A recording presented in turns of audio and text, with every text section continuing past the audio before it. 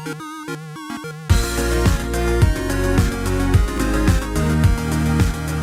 everyone, welcome back to another Anime Kingdom reviews. You can see by the title below, this is on episode 7 of Mob Psycho 100, and yeah, this is honestly, I am liking this a lot more. Like this episode, even if it wasn't focused on Mob, just focusing on Ritsu and seeing him go down like a darker path of, not a path that he wants to go into. He's getting power hungry pretty much. Like he thinks that, kind of just like what Teruki thought before about how he has this power, he should use it and all that kind of stuff. He's better than everyone. You see that in this episode. You see him and the student council president pretty much, using their authority to pretty much frame all of these people until the point where obviously we see at the beginning White Poison Tea or whatever they're calling him, the shadow leader of their gang. And what the heck is up with the school names? They're all food names. That's pretty funny and interesting. Like I was like, what the? Okay, there's one. Oh, okay. Yeah, another food. Yeah, they're all food names. Okay.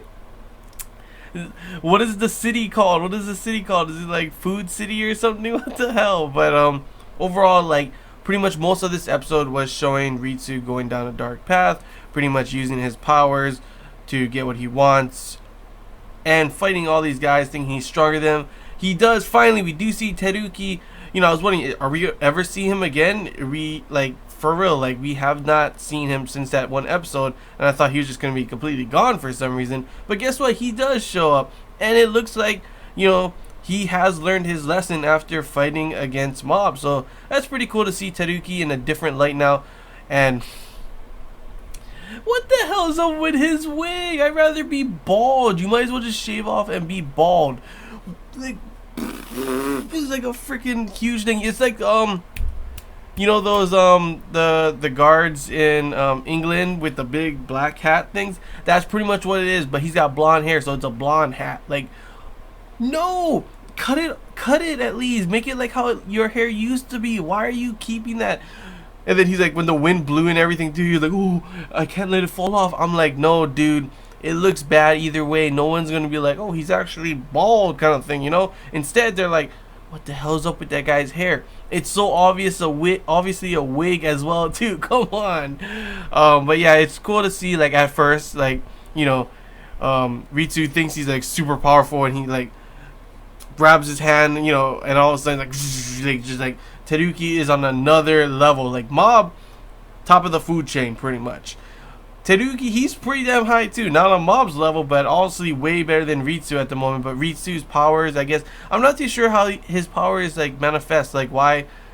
It seemed to be because of guilt and what he's been doing and everything. But that's weird. Like why only now has it really popped up? How do the powers manifest if you do have powers in the first place? It's honestly pretty interesting to think about, especially considering we do see at the very end the guy with the hood on.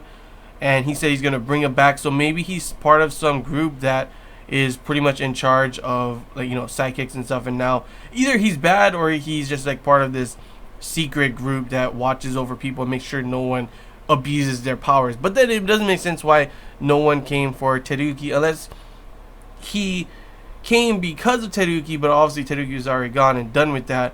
And then obviously now he sees Ritsu. Though we already saw that Mob saw him before and he gave off an ominous like kind of feeling, so I'm predicting he's probably a bad guy. But it's pretty interesting to see that there's a possibility of a bigger group of bad psychics that we will see later on. But yeah, I was glad when the student council president got his ass beat. Like I was like, oh, thank you, that guy is irritating, he needs to get beat up.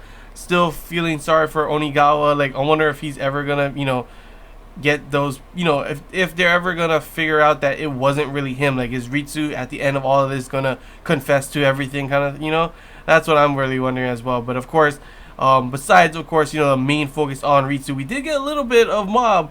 We got him getting suckered in by these con artists to break this vase, and all of a sudden he calls Reagan, and Reagan just full on cons the con artist. I love that part. Like that, like though, a lot of people don't like Reagan at first too because of how he was and is in a lot of the episodes.